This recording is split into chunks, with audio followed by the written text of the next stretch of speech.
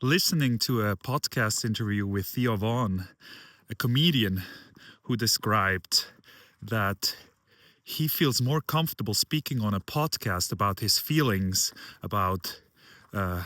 he was more vulnerable on a podcast than actually with friends.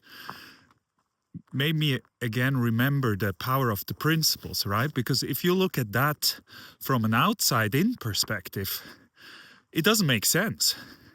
Like, it doesn't make sense that once he's public, he feels more relaxed than when he's private, in a private conversation with friends.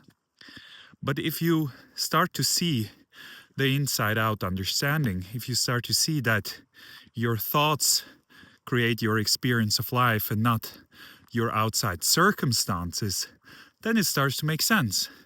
Because then everything in the outside world, in the world of form, can make you feel positive, negative, relaxed, stressed, whatever it is. Because it's not those outside circumstances that create your experience of life. Sometimes I think, oh, that's too simplistic, but for me, it's the most interesting thing of life, is that my thoughts create my experience of life. Because that means that I don't have to change my circumstances in order to be happy, balanced, and fulfilled.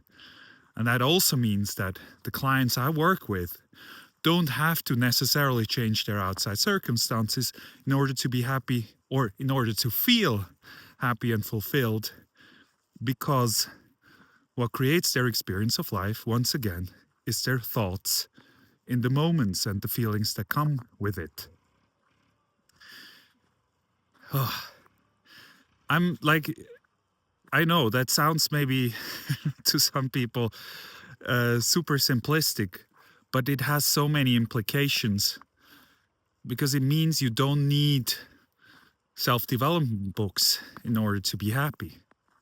I experienced that for myself. I still read or listen to people who have an interesting life, but not from that space anymore, that if I don't listen to that book, I will not be happy.